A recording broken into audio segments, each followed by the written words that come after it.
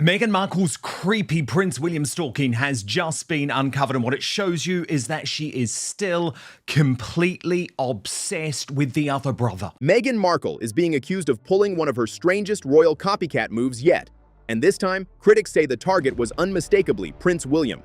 What started as a harmless radio interview about scones suddenly exploded into another round of Meghan controversy after royal watchers noticed something impossible to ignore. That charming interview with Prince William where he revealed finally that the late Queen Elizabeth II had decided the conundrum when it comes to the great British tradition of how to have your scones. Cream first, jam second. Within hours, Meghan Markle had decided she was going to use that as a little stunt, for her business was never. Just days after William publicly joked about the royal family's famous cream versus jam debate, Meghan suddenly uploaded her own carefully staged scone content for her As Ever brand, complete with jam, cream, British styling, and even UK measurements. And online, people immediately connected the dots. The brother who she really wanted. Okay, that brother who has the power, who has the humor, and who has the money. The timing sparked backlash across social media, with critics accusing Meghan of once again monitoring the royal family and recreating their moments for attention. Some even called it creepy, arguing that every time Prince William trends online, Meghan somehow finds a way to attach herself to the conversation. Prince William, what do you do? Think carefully. I love that I'm the authority on scones. I can only tell you what I learnt from my grandmother, and she had the cream on first. Oh, she did? Yeah, she did. Okay, there So you go. that is the Devonian way. Cream on first, jam on top. Others went even further, calling her obsessed with the other brother, the brother with the future crown, the global popularity, and the royal power Meghan allegedly always wanted access to. The controversy began after Prince William appeared on Heart FM during a cheerful segment discussing one of Britain's most ridiculous but beloved arguments, whether scones should be eaten with cream first or jam first. The conversation quickly went viral because William brought up Queen Elizabeth herself, revealing that the late monarch always preferred cream first. The host jokingly put him on the spot as trays of scones, jam, and clotted cream were brought out during the interview. Now, it was a weird thing to do for Memorial Day anyway. I mean, Meghan isn't British. William laughed as he explained that he simply followed what his grandmother taught him, saying the Queen always put the cream on before the jam. The moment felt natural, relaxed, and very British. Exactly the kind of royal content audiences love seeing from William because it makes him appear grounded, humorous, and effortlessly likable. Clips from the interview spread everywhere online. British outlets covered it. Royal fan accounts reposted it. Comment sections filled with people debating the correct way to eat a scone. Clotted cream and jam a freaking Memorial Day weekend snack or breakfast in the United States. You know, the only country where Meghan Markle is currently selling as never. And to put the recipe in UK measurements is just an added layer of showing what a crazy stalker she is, doing this just 2 days after Prince William's interview talking about clotted cream and the jam debate. For most people, it was just another charming Prince William moment. But then Meghan entered the conversation. Within days, Meghan's As Ever account uploaded glossy footage centered around warm scones, jam, cream, and decorative presentation. The post immediately raised eyebrows because the similarities were difficult to ignore. Critics pointed out that Meghan not only focused on the exact same food item William had just discussed publicly, But the problem is, this is a woman so desperate to try and save her failing business that she knows there are only 2 things that work anymore. There are only 2 things that get her attention, even amongst her dwindling band of propagandists in the mainstream media. And those 2 things are, number 1, her children, and number 2, her proximity to royalty. but also leaned heavily into British aesthetics. Despite previously distancing herself from royal traditions after leaving the monarchy, the details only made the situation worse. The recipe reportedly used UK-style measurements instead of standard American formatting, confusing many followers because the content was posted during Memorial Day weekend in the United States. Online commenters quickly questioned why Meghan was suddenly presenting an ultra-British cream tea aesthetic to an American audience celebrating a holiday usually associated with barbecues, burgers, and outdoor parties. For critics, the answer was obvious. Prince William had made scones trend, and Meghan allegedly wanted to capitalize on it. So we know what's going on. I can reveal Meghan Markle is now completely in control of her own social media output. That after the huge fallout with Netflix. Meghan follows everything despite her claims. I don't watch. I don't listen. She follows everything. She saw that and thought, oh, I'm going to jump onto that bandwagon. Royal commentators blasted the move almost instantly. Some accused Meghan of having no original ideas for as ever and relying entirely on royal associations to generate attention. Others mocked the carefully staged visuals, arguing that the entire presentation felt artificial and calculated rather than authentic. The backlash became especially brutal after people noticed Meghan describing the scones with luxury-style branding language while promoting strawberry spread from As Ever. Social media users began posting side-by-side comparisons between William's radio appearance and Meghan's promotional footage. So after the scones, she immediately moved back onto the kids, who are simply now a prop for her business. The phrase "Stage 5 stalker" started circulating online, while critics argued that Meghan's behavior showed she still closely follows everything happening inside the royal family despite repeatedly claiming she avoids royal news coverage. And for many royal watchers, this wasn't viewed as an isolated incident. They argued it fit into a larger pattern where Meghan allegedly mirrors royal trends whenever the monarchy receives positive press attention. Everyone in my family has a different favorite. My husband loves the raspberry, Willow loves the strawberry. Our twins both. And I like the monk. The only way she is going to try and sell these jams, I still don't think it's going to be effective, is pimping out the children and her husband. But what made this moment especially explosive was that the connection centered specifically around Prince William. Not Harry, William. Because according to Meghan's harshest critics, the real story here isn't about jam or scones at all. It's about Meghan still trying to orbit the future king years after leaving royal life behind. For years, one rumor has followed Meghan Markle everywhere inside royal gossip circles. The idea that Prince Harry was never truly the royal she wanted. Meghan Markle showing herself to be the royal family's biggest stalker. She obviously watched Prince William's interview and then filmed her own nasty version of jam and cream scones. It's just pathetic and embarrassing. She's still obsessed with the other brother. According to critics, the real fascination was always Prince William, the future king, the powerful brother, the one destined for the throne. And now, after the latest William copycat controversy, those rumors are exploding all over again. Royal commentators have spent years pointing to moments they believe exposed Meghan's obsession with royal hierarchy. This was immediately briefed to People magazine, the propaganda set People magazine, who somehow tried and turned that low-budget video into something cutesy pie because she's just given Archie and Lily another new nickname. Did you pick up on that? It's Lil now. Lil and Arch. Long before Megxit, reports repeatedly surfaced claiming Meghan struggled with the strict structure of palace life, especially when it came to rank and status. Inside the monarchy, William and Catherine were always above Harry and Meghan in the pecking order. William was the heir. Catherine was the future queen. No amount of celebrity attention could change that reality. Critics believe Meghan never accepted it. Multiple royal insiders and commentators have claimed Meghan became frustrated during public appearances where she had to walk behind William and Catherine or follow royal protocol, placing the Waleses first.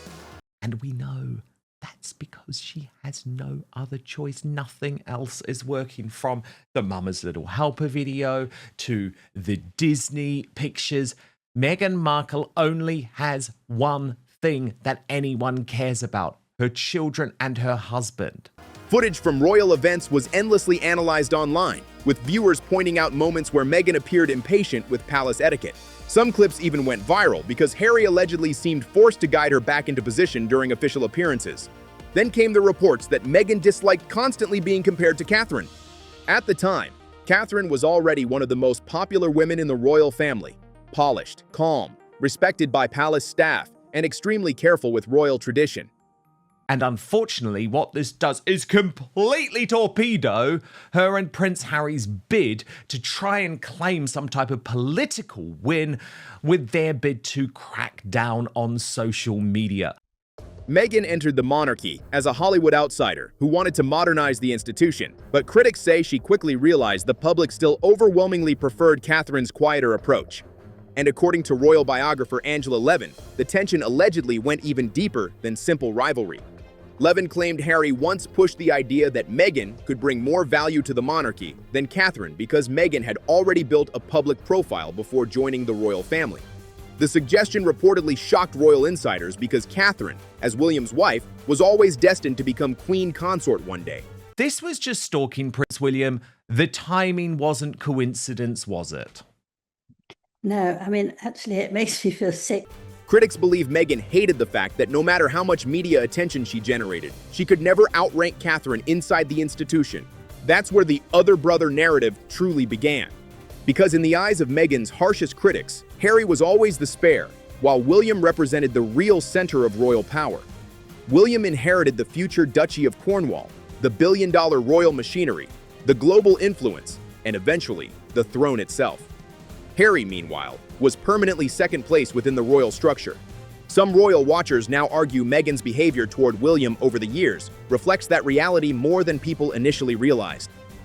But the thing is, Angela, there's nothing British about this woman. There's nothing royal about this woman. When she was actually here, she hated all of these connections to royal life. She wasn't going to eat jam and scones, which, by the way, is my favourite thing, I have to be honest. But she wasn't doing that.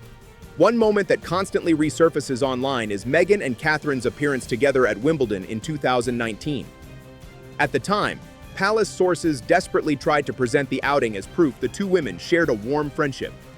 But body language analysts and royal commentators spent years dissecting the footage afterward, claiming Meghan appeared uncomfortable, overly performative, or eager for attention beside Catherine's effortless public image. Critics also point to Meghan's apparent fixation on royal branding even after leaving Britain. And shows Meghan has zero ideas for this brand. She has to copy her in-laws just to get some inspiration. Memorial Day is usually about barbecues. Despite publicly attacking palace life in interviews, documentaries, and memoirs, Meghan repeatedly returns to royal aesthetics whenever launching projects. Whether it's aristocratic-style cooking content, British-inspired presentations, royal titles for the children, or carefully curated luxury imagery, commentators argue Meghan still desperately wants the prestige connected to the monarchy she claimed to escape. And in their eyes, William remains the symbol of everything she lost access to. That's why this latest scone controversy caused such a frenzy online. I'm all for the strawberry jam, just being honest, and I would never have that was never rubbish, trust me. To critics, it wasn't just another awkward as ever post. It allegedly exposed something much bigger. The idea that Meghan still watches William closely and still tries to insert herself into moments surrounding the future king whenever public attention swings back toward the royal family. Because while Harry may have been the prince she married, royal commentators believe William was always the royal status Meghan truly wanted standing beside her. There's nothing authentic about what she's trying to do with this product now, Angela, because she hated her time in the United States. I mean, I would have more respect if she was making some type of revolting, I don't know, what do they eat in Los Angeles? You know, quinoa dish, you know, with lemongrass or something like that. But it's this desperate attempt to cling on to English traditions, which really does start to infuriate me. The biggest problem facing Meghan Markle right now, according to royal critics, is brutally simple. Outside of the royal family, people are losing interest in the brand. And that is exactly why her latest as-ever rollout has triggered so much backlash online. Because critics believe every single promotion now circles back to the same three things: Prince Harry, the children, and the monarchy itself. Nothing else seems to generate attention anymore. When Meghan first launched as Ever, it was presented as a luxury lifestyle brand inspired by cooking, entertaining, homemade recipes, and elegant hosting. But instead of becoming a breakout success, the brand has faced constant mockery online, especially over its heavily staged presentation style and unclear identity. Well, it's very interesting because she now wants to be her full name used, and she wants the children to have their names, Princess, Prince. So she's desperately coming back for that. She must have realized that she's done a terrible mistake. Critics argue the company feels less like an authentic business and more like a carefully filtered Instagram fantasy desperately trying to recreate royal prestige. And the latest jam promotion only intensified those accusations. In the now heavily criticized video, Meghan spoke about different fruit spreads while casually mentioning her family's favorites. She claimed Harry prefers raspberry, one child prefers strawberry, and another supposedly likes both. Almost instantly, social media exploded with accusations that Meghan was strategically using her children and husband to market products. What she didn't want was she didn't want to walk behind Catherine because Catherine is higher up on the hierarchy, and she didn't like that. So many times she would try and push forward and get ahead first, and Harry had to pull her back because she couldn't do that. And I also saw the A's pulling her back. She didn't want to do that. Critics pointed out that Harry and Meghan spent years insisting they wanted privacy for their children after leaving royal life. They repeatedly attacked the media for public interest surrounding Archie and Lilibet, portraying themselves as parents determined to protect their family from excessive exposure. But now, royal watchers say Meghan appears increasingly comfortable weaving the children into branding and promotional material whenever product engagement starts dropping. And many people noticed another detail immediately: the nicknames. Instead of using the children's full names, Meghan suddenly referred to them casually as Arch and Lil. Online reactions were instant and brutal. She comes from a very different family, and what she should have done would have said, I come from a very different family, please help me. But she wouldn't. I know everybody tried to help her, but she was too grand for it. She didn't want to know. Critics accused her of trying to create relatable celebrity family branding while still clinging to royal titles behind the scenes. Others mocked what they saw as an obvious attempt to make the Sussex family appear quirky, intimate, and marketable to American audiences. But for royal commentators, the bigger issue wasn't the nicknames themselves. It was the strategy behind them. Because within hours of the video going live, celebrity magazines and royal-friendly media outlets were already publishing glowing articles about Meghan's cute family references. Critics immediately accused Meghan's team of planting the coverage to shift attention away from the struggling products themselves and redirect the conversation toward Harry and the children instead. And according to royal observers, that has become the entire Sussex formula. Now she's just saying Lil, and with Archie, it's just Arch, and then obviously with Harry, it's H. But it feels like the drop of these nicknames, Angela, was very strategic because moments after the video was released, People magazine are running with this headline, oh, it's so cute. Whenever projects fail to gain traction on their own, the royal connection suddenly reappears. If it's not Harry's title, it's the children. If it's not the children, it's royal traditions. If it's not royal traditions, it's carefully timed references to palace life, aristocratic aesthetics, or emotional family narratives connected to the monarchy. Critics argue Meghan's business ventures repeatedly fall back on royal association because that remains the only thing keeping global interest alive. That contradiction is exactly why the backlash surrounding As Ever has become so intense. Because Harry and Meghan originally positioned themselves as a couple desperate to escape royal pressure and build an independent life in California. They framed the monarchy as restrictive, toxic, and emotionally damaging. But now, critics say nearly every major commercial move they make still depends on royal curiosity. If they had any credibility, I don't think they would say this was cute, would they? Because for me, there was nothing cute about, like, what's cute about using your children to ship jam products? Like, to me, that's not cute. Okay, it's sickening, it's crafty, it's oddly strategic, but it's not cute. Without the palace connection, many commentators believe the public simply would not care about expensive jam jars, staged kitchen videos, or carefully curated domestic content. The optics became even worse after viewers mocked the production quality of Meghan's latest promotional clips. Social media users ridiculed the audio, the polished white apron, the spotless kitchen setup, and the overly controlled presentation style. Some accused the videos of feeling both overproduced and strangely amateur at the same time.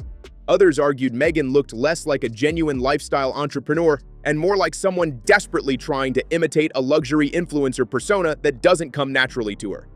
Even royal commentators who once defended Meghan have started questioning the direction of the brand, because instead of moving further away from monarchy-related attention, Meghan appears to be leaning harder into it than ever before. British imagery, royal-adjacent aesthetics, family references, princess titles, traditional tea culture, aristocratic presentation.